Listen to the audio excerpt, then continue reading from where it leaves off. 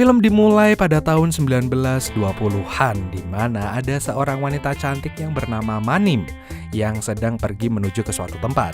Dia berjalan bersama dengan pelayan pribadinya yang tunawicara.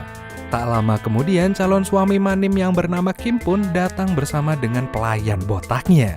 Saat mereka OTW ke rumah Kim, pelayan botak itu senyum-senyum sendiri karena sepertinya dia naksir sama pelayannya Manim. Kemudian setelah mereka sampai di pintu gerbang, mereka pun disambut oleh semua pelayan yang ada di sana, termasuk pelayan muda dan ganteng yang bernama Bao. Ia merupakan rakyat jelata yang menjadi pembantu baru di rumah itu, di mana Bao bekerja bersama kakeknya untuk melayani semua kebutuhan tuannya. Setelah itu, Bao pun langsung membantu tuannya untuk membawakan semua barang milik Manim, dan kemudian menyiapkan air panas untuk membantu mandinya. Di sana, Bao terpesona dengan kecantikan Manim sampai bengong dan gak sadar kalau dia harus pergi karena Manim akan segera mandi. Ya kalau gue di situ ya gue memang kayak gitu sih. Sementara itu di luar kamar mandi, pelayan botak ini senyum lagi saat lihat pelayan Manim sedang duduk sendirian. Beberapa hari kemudian akhirnya Manim dan Kim pun sudah sah menjadi pasutri. Di kamar, Manim yang ingin menjadi istri terbaik pun dengan semangat bersiap untuk adu mekanik dengan suaminya. Tapi sayang Kim malah menolak dan meminta Manim untuk tidur aja. Keesokan harinya Kim dan beberapa pelayannya pun pergi menjual barang dagangannya. Dan gak lama kemudian ada sekelompok tentara yang datang menghampiri mereka, di mana tentara itu berniat mengecek barang bawaan Kim. Saat mengecek barang, tentara itu memperlakukan mereka seenaknya, yang membuat Kim gak terima, dan saat Kim protes mereka pun ribut dan tentara itu malah menembak Kim tepat di dadanya. Saat di rumah, Manim pun menangis karena saat melihat jenazah suami barunya di mana dia sudah meninggalkannya padahal belum sempat adu mekanik. Sementara itu, semua pelayan Kim pun pergi karena mereka takut akan jadikan korban selanjutnya oleh tentara Jepang, termasuk pelayan botak yang full senyum tadi. Dia membawa paksa pelayan pribadi Manim. Setelah semua orang pergi, yang tersisa di rumah itu hanyalah Manim, Bao dan kakeknya saja. Karena kakek merupakan pelayan paling setia di mana dia sudah mengabdikan hidupnya kepada keluarga Kim. Beberapa hari kemudian mereka pun menjalani hari-hari seperti biasanya dan melanjutkan usaha Kim di ladang. Kemudian saat pulang dari ladang, di tengah jalan mereka melihat kekejaman tentara Jepang, di mana para tentara itu mengincar para gadis untuk dijadikan wanita penghibur, termasuk pelayan pribadi Manim. Gak lama kemudian pelayan botak full senyum yang tak terima pun langsung mengeluarkan jurus kesatria naganya. Setelah berhasil mengalahkan tentara Jepang, pelayan Manim pun terharu dan langsung menyodorkan bibirnya untuk si botak. Kajir. Manim yang melihat kemesraan pelayan pribadinya pun sedih karena teringat Kim yang belum sampai adu mekanik dia sudah COD dengan malaikat. Keesokan harinya setelah selesai mengurus ladang, Manim pun melihat kemesraan si botak full senyum dengan pelayan pribadinya lagi, di mana sekarang mereka malah asik adu mekanik di semak-semak. Anjir. Bao yang juga melihat itu pun bengong, bahkan sampai malam pun dia tidak bisa tidur karena berhalu adu mekanik sama tuannya, yaitu Manim. Anjir. Kemudian paginya Manim tidak mau ikut ke ladang karena dia takut melihat aksi adu mekanik lagi. Akhirnya Bao dan kakek pun terpaksa pergi ke ladang berdua. Dan saat Bao dan kakek dalam perjalanan menuju ladang, mereka tidak sengaja melihat seorang warga yang menembak tentara Jepang karena dendam. Hal itu membuat kakek menyuruh Bao untuk segera pulang karena Manim sedang di rumah sendirian dan takut terjadi apa-apa dengannya. Kemudian setelah Bao sampai di rumah, dia tidak sengaja melihat Manim yang sedang mandi. Karena kebetulan pintu kamar mandi itu sedang rusak, Manim yang sadar kalau ada yang memperhatikannya pun langsung berteriak. Bao yang panik pun langsung kabur dari sana. Gak perlu masnya. Malam harinya lagi-lagi Bao gak bisa tidur karena terus-terusan teringat dengan pemandangan tadi siang. Sementara itu Manim juga ternyata gak bisa tidur karena kepikiran juga sama Bao yang udah ngintipin dia, dan itu membuat Manim tahu kalau Bao sudah mulai menyukainya. Keesokan harinya Bao pun membantu Manim untuk memperbaiki pintu kamar mandinya yang rusak.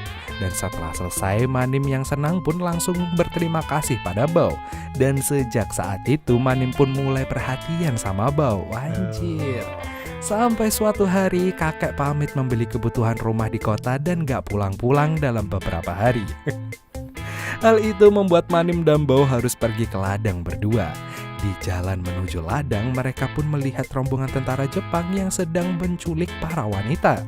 Bao yang tidak mau Manim dibawa, mereka pun langsung memoles wajah Manim dengan lumpur untuk mengelabuhi para tentara itu. Saat di rumah, Manim yang sudah baper dengan Bao yang selalu perhatian padanya pun langsung mengajak Bao untuk adu mekanik. Akhirnya keesokan harinya, Bao pun sudah mendapatkan lampu hijau dari Manim pun menjadi ganas dan mengajak majikannya itu untuk adu mekanik setiap hari. Walalalala.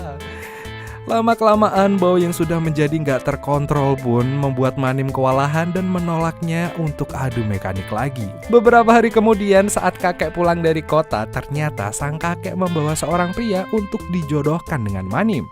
Tapi Manim langsung menolak perjodohan itu karena yang jelas pasti Manim sudah jatuh cinta dengan Bao. Malam harinya, Manim pun langsung menemui Bao dan langsung adu mekanik lagi. Tanpa mereka sadari, ternyata kakek nggak sengaja mendengar teriakan dari aksi adu mekanik Manim dengan Bao. Wajib. Dan kakek langsung sadar kalau cucunya dan majikannya itu diam-diam berhubungan. Hal itu membuat kakek bersumpah kalau dirinya akan mengabdikan hidupnya kepada Kim, mendiang majikannya. Setelah itu, kakek pun pergi meninggalkan rumah dan meminta Manim untuk menjaga Bao, cucu kesayangannya. Bao yang ingin ikut pergi dengan kakek pun dicegat oleh Manim karena dia tidak mau lagi hidup sendirian. Dan semenjak kakek pergi dari rumah itu, Manim dan Bao pun semakin bebas bermesraan tanpa takut ada yang mempergokinya lagi.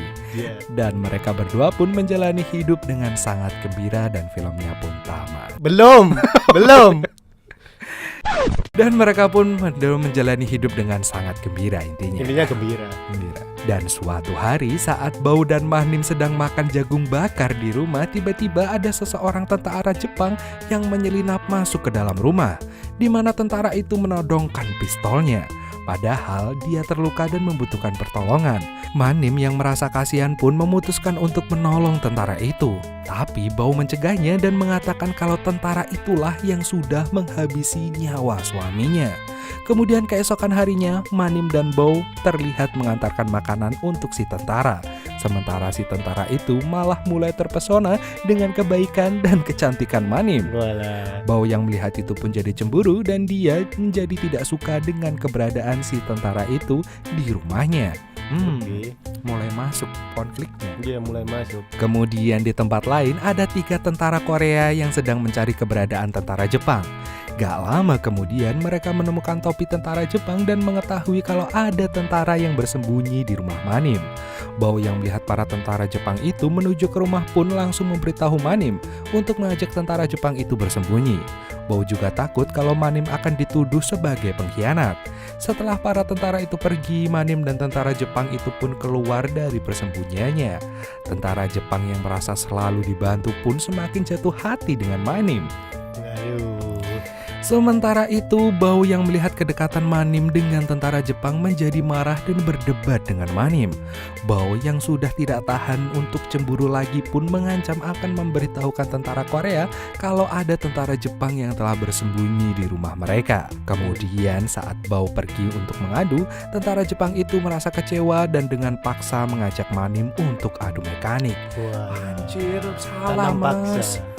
Gak lama kemudian Bao datang bersama tentara Korea yang membuat Manim akhirnya selamat dari paksaan tentara Jepang itu. Tapi sayangnya tentara Jepang itu dengan mudah mengalahkan 2 tentara Korea. Dan setelah itu tentara Jepang mengancam akan menghabisi nyawa Bao karena sudah berani mengadu tentang keberadaannya. Gak disangkanya Manim pun datang dan langsung memukul tentara Jepang itu. Kemudian dengan cepat Manim pun menodongkan pistolnya ke arah tentara itu dan menyuruhnya untuk pergi dari sana. Setelah keluar dari rumah Manim, tentara Jepang itu pun ditembak mati oleh tentara Korea. Dan setelah kejadian itu, Manim dan Bao pun pindah rumah di daerah terpencil di atas bukit. Dan filmnya pun berakhir dengan bahagia ditandai dengan senyuman si botak yang full senyum. Terima kasih. Oke, tamat. Bahagia di atas bukit. Ya akhirnya mereka bahagia di atas bukit ya. Ya cerita-cerita romance klasik dari zaman dulu ya, dimana kayak katanya based on true story, tapi gue nggak tahu sih. Katanya gue baca-baca kemarin gitu katanya.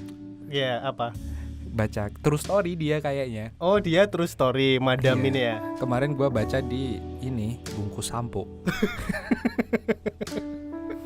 True story ya dibungkus sampo. Ya gimana? Asli samponya. Asli Love boy loh. Level boy.